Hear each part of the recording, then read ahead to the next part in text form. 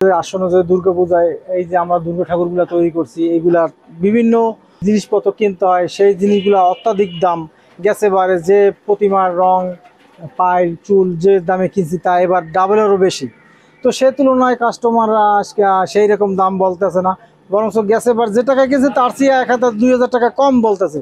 তারা বলতেছে যে আমাদের আর্থিক সংকট, বিভিন্ন সমস্যার কারণে আমরা পুজো দিতে পারতেছি না, তারপরও পুজো দিতে হবে, সেই জন্য আমাদের ঠাকুর দিতে হবে। তো আমরা প্রত্যেক এটা আমাদের বাপ দাদার ঐতিহ্য, তারা এই পেশায় নিয়োজিত ছিল, বংশ পরম্পরায় আমরাও সেই পেশায় আছি। কিন্তু যে এই রকম যদি হইতে থাকে তাহলে তো আমাদের এই শিল্প দিনের দিন বিলুপ্তর পথে চলে যাবে।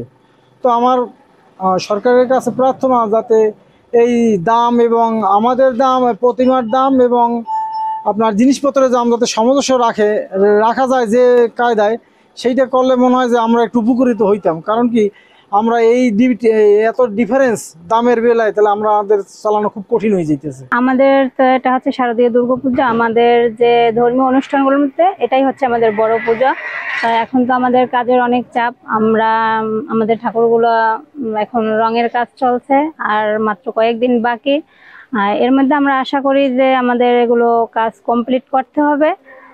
যেহেতু এখন মনে করেন যে বাহির থেকে কাস্টমাররা আসছে, তারা কিনছে, কিন্তু এখন যে দ্রব্যমূল্যের দাম, কিন্তু সে অপেক্ষায় আমাদের প্রতিমার দাম আমরা পাচ্ছি না। কারণ এই যে আমাদের এই ঠাকুর তৈরি করতে যে জিনিসপত্র লাগে সেগুলোর দাম অনেক দিন দিন বাড়ছে, কিন্তু আমরা যে এই প্রতিমাগুলো বিক্রি করছি তার ন্যায্য মূল্যে আমরা দাম পাচ্ছি না।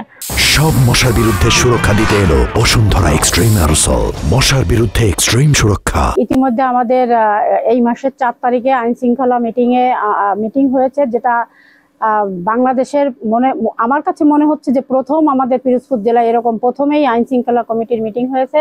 এবং 5 তারিখে আমাদের কেন্দ্রীয় কমিটির মিটিং হয়েছে, সেখানে আমাদের কিছু নির্দেশনামূলক আমাদের থাকে, যেটা স্বরাষ্ট্র মন্ত্রণালয় এবং কেন্দ্রীয় কমিটি সমন্বয় করে আমাদের কিছু নির্দেশনা থাকে। সেই পরিপ্রেক্ষিতে আমাদেরকে যে নির্দেশনাগুলো দিয়ে থাকে সেগুলো আমরা প্রত্যেকটা জেলায় এসে আমরা একটা মত বিনিময় করি, যেটা আজকে করেছি।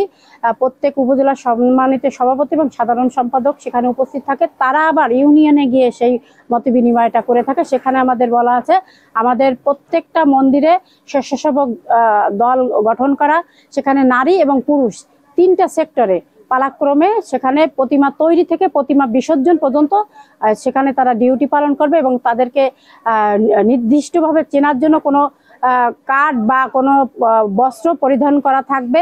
এবং আমাদের পিরোজপুরে 456টি পূজা অনুষ্ঠিত হবে। আইন শৃঙ্খলা বাহিনী আমাদেরকে সর্বাত্মক সহযোগিতা করছে, জেলা প্রশাসন আমাদের সহযোগিতা করছে। ইতিমধ্যে আমাদের সুযোগ্য এসপি মহোদয় সকল ওসি মহোদয়কে নিয়ে এবং সমস্ত উপজেলা আমাদেরকে আইন শৃঙ্খলা মিটিং হয়েছে। সেখানে আমাদেরকে হোয়াটসঅ্যাপ গ্রুপ, যেখানে জেলা এবং উপজেলা সভাপতি, সাধারণ সম্পাদক সহ আইন শৃঙ্খলা বাহিনী কমিটি এবং আর্মি এবং ডিজিএফআই, এনএসআই সবাই আমাদেরকে সেখানে সম্পৃক্ততা আছে। এবং আমাদেরকে একটাই মেসেজ, যে কোনো জায়গায় কোনো সমস্যা হলে সাথে সাথে তৎক্ষণাৎ সেখানে জানাতে হবে। এবং আমরা পুজো পরিষদ প্রথমে কোনো জায়গায় কোনো সমস্যা হলে আমরা সমাধান করার চেষ্টা করব। যদি সেখানে কোনো কিছু আমরা না পারি তখন আইন শৃঙ্খলা বাহিনী কিন্তু অতি উৎসাহিত হয়ে কেউ কোনো ফেসবুকে না দেয়, সে ব্যাপারেও আমরা সবাইকে বলেছি।